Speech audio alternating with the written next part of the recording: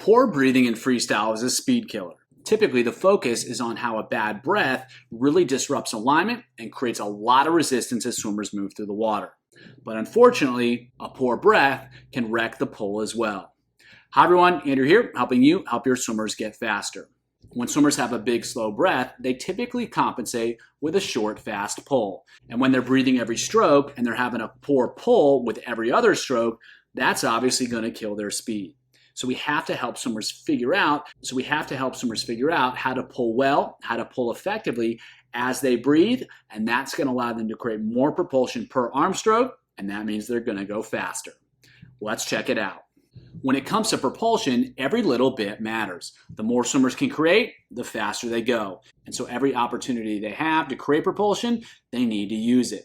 And so sometimes, rather than trying to add things to someone's pull, we can just try to eliminate the losses that they experience in the beginning of their pull or the end of their pull, and that can allow them to create more propulsion and therefore create more speed as well. And so if they can set up the stroke well, and all they really have to do is set up the stroke well, hold those positions and accelerate through, and that's going to help them create propulsion.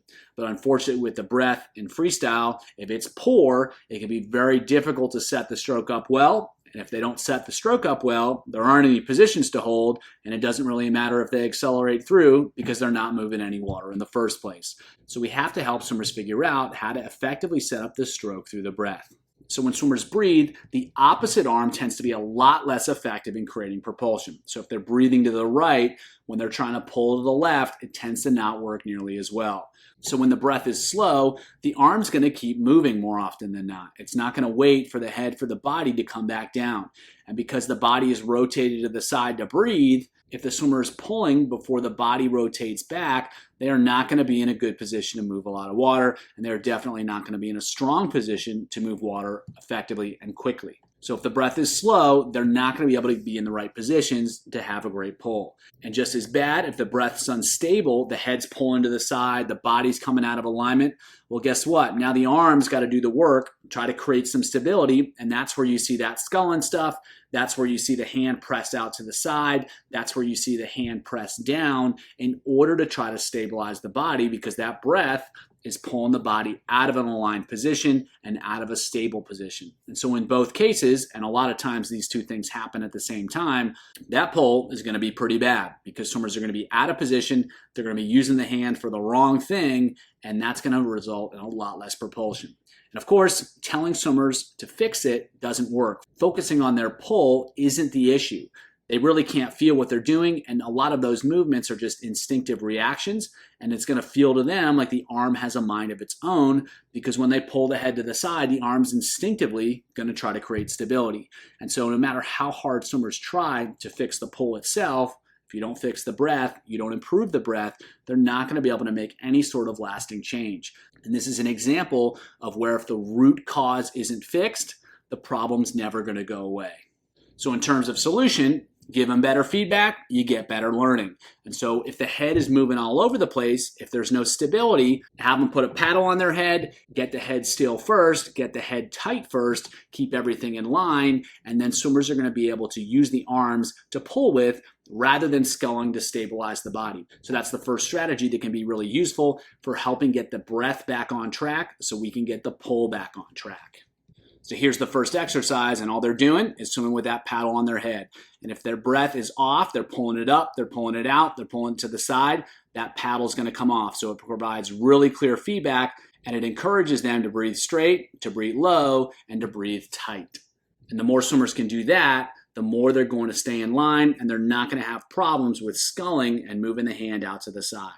Next strategy is called Unco, and what that is they're going to be doing one-arm freestyle, and they're going to be breathing away from the pulling arm. So if they're pulling with their right arm, they're going to be breathing to the left, and if they're pulling with their left arm, they're going to be breathing to the right. And so what that does is swimmers have to be good about getting the body back in line fast, because if they don't, that hand's going to drop. And because that's the only arm they're pulling with, they're not going to go anywhere. And it's going to be very obvious that they're not creating nearly any propulsion with that one arm. So they learn, I got to breathe fast, I got to be patient with that pull, and I got to wait until my body's back in line before I really try to pull hard. And so again, by changing the situation, giving them more clear feedback, that's going to help them figure out the skill faster. It's going to help them become more aware of where they have mistakes, and that's going to lead to faster progress. So here it is in action. As you can see, he's got to be patient. He's got to get back in line fast after that breath right there. And so what he would be doing if he was making a mistake is he takes this breath here, and then you'd see that arm in the back, his right arm drop down, but he does a good job of rotating back so he's flat once he gets into the middle of the pull, and that's really what we're looking for. So he's being patient in the front here. Normally, you'd see him just drop right down, but he's got to be patient. He's got to set it up, and then he's got to pull. And so it really encourages them to wait for that arm, and once they can feel that, then they can start to execute that in normal swimming. Now, both these strategies can be made more effective by having swimmers close the fist. And the reason that's effective is if their fist is closed, they can't use the hand to do anything. And so if their head is moving all over the place during the paddle cap freestyle and they're using their hands to kind of cheat it, take away the hands, they can't cheat it anymore, they can't stabilize anymore, and they're going to feel it. Same thing with the unco. They may be doing a poor job of setting up the stroke, but they're kind of saving themselves with the hands in the second half of the stroke. Well, now that they don't have the hands, they got the fist closed, they've got to find a way to set up the stroke better and then execute that pull throughout the stroke. So by using closed fists with either of those strategies, we can make both of those strategies even more effective for helping swimmers improve the skill that we're trying to develop. Now, once they get the hang of it, we got to put it under pressure. So we can add performance expectations. We do them at speed. We do them with stroke count. We do them with certain stroke rates. We add fatigue. We can use training aids to change the feel of it. They got to do it with fins. They got to do it with a parachute. They got to do it with a buoy. We can also use different hand postures, so not just the closed fist. We can use pinch paddles, upside down paddles. We can go horns or OK signs.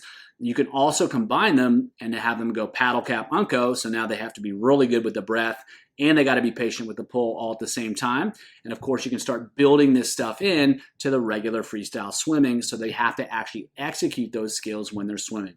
Doing the drills is great, but what really matters is doing it well when they swim. And so the more pressure you can put the drills under, the easier it's going to be to get it to transfer. And the more opportunities you have for them to go from the drill to the swim, the more likely it is to transfer as well. And so the more pressure we put on them, the more pressure we put on the drills, the more likely we're going to get significant changes and significant changes that show up in races.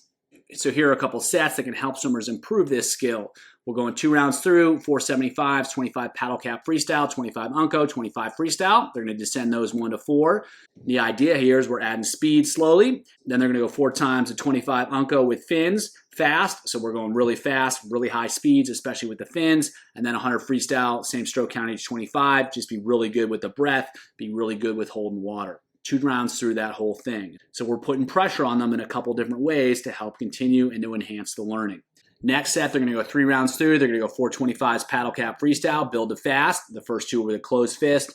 Second 2 are open hand. Then they're going to go 425s unco, build to fast. Again, 2 closed fist, 2 open hand. Then they're going to go 425s freestyle, odds minimize stroke count and time, evens fast. Again, first 2 closed fist, second 2 open hand. And so we're challenging the breath on the first 8, and then we're letting them put it together on the last 4.